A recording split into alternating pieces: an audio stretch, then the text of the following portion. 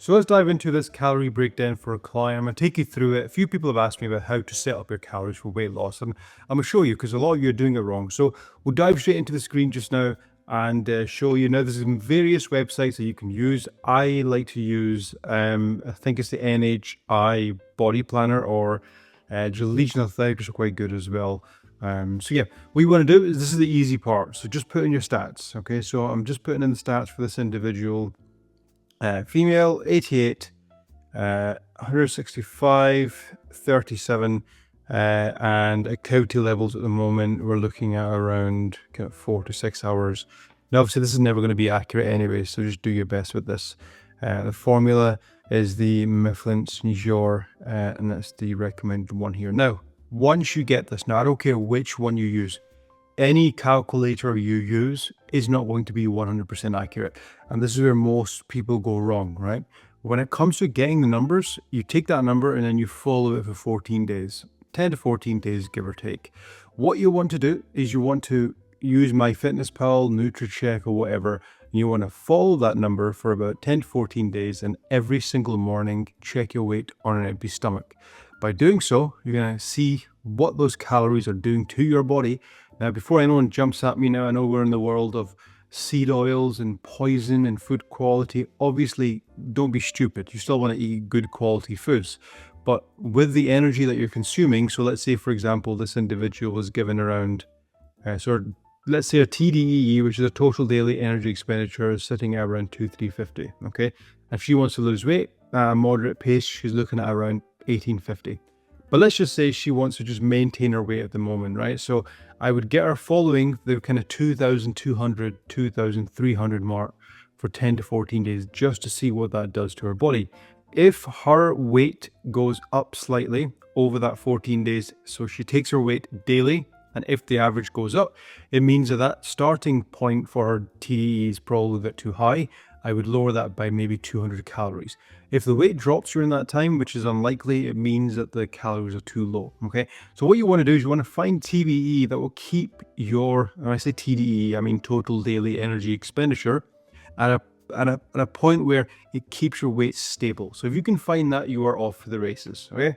So if she does that and it turns out that the 2,300 calories is keeping her weight fairly stable, it means that now we have figured out her, maintenance calories. Now she can decide whether she wants to do a slow or a moderate, which is the two I recommend, or a fast loss, which I don't really recommend unless you're experienced and you're going through what we call an aggressive cut, okay? So that's what we have there. Now, in terms of breaking that down, I just kind of crunch some numbers here. Now, let's say, for example, she wants to achieve medium weight loss. So you're looking at £1 a week, which is not something I'm a huge fan of, because that's not going to happen. So please don't look at losing weight on the scale. You should always look at your photos, clothes, and maybe use a tape measure. But let's say she wants a moderate deficit. So she'll reduce it to around 18 to 1900.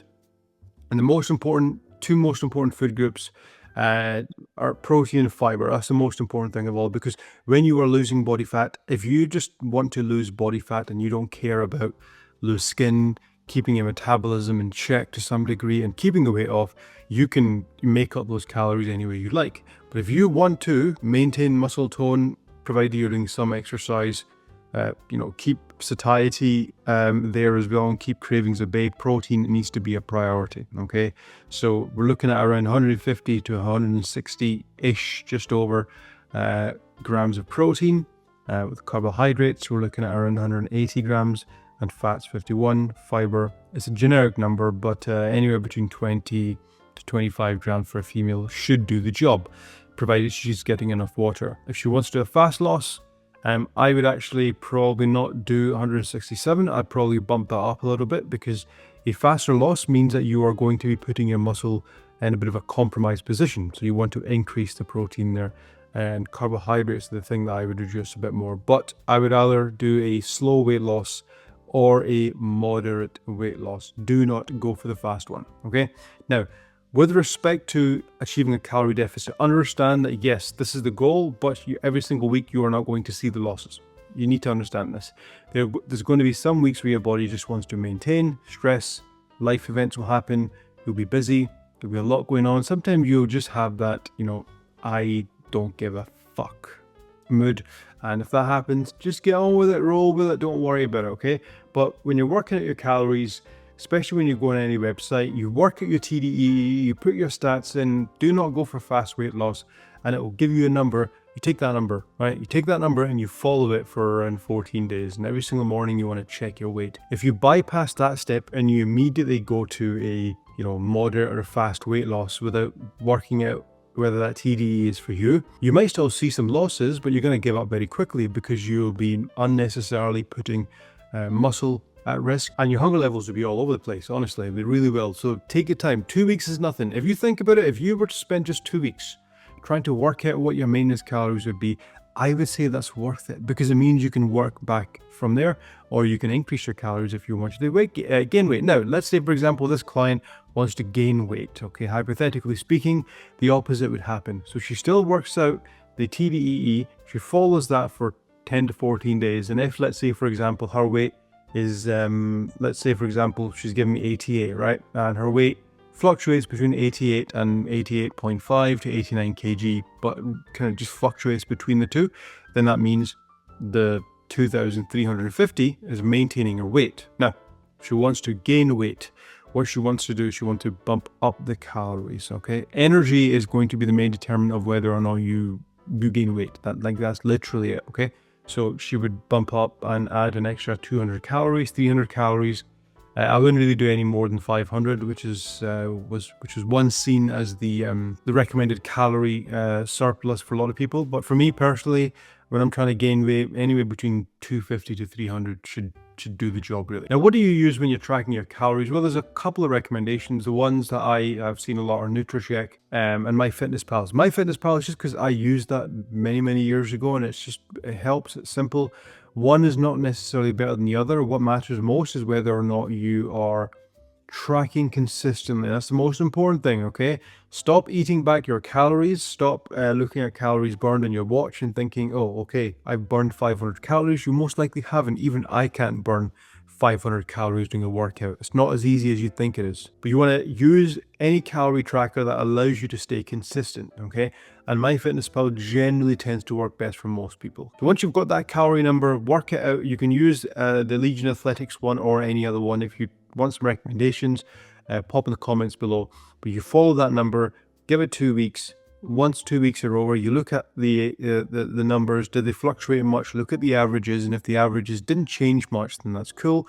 That means that that's the weight that you want to be. That's the calorie number you want to be following. Now you can either decrease them to achieve a deficit to lose some body fat, or you increase it slightly. Keep it very simple, okay?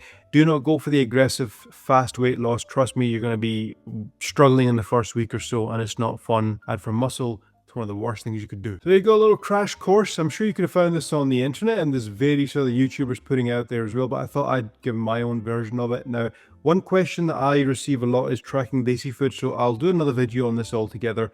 But just to give you a bit of a tip, with Desi food, naturally what we've seen over the years is most foods that are not calorie counted, it can be anywhere between 300 to 500 calories, especially if you're not making it. So the way that we approach it with our clients is we get them to consume their normal foods in the day, but give themselves a buffer. So allow themselves to have 500 calories spare, so that, let's say, for example, they were consuming, their target was around 1800 calories, give or take.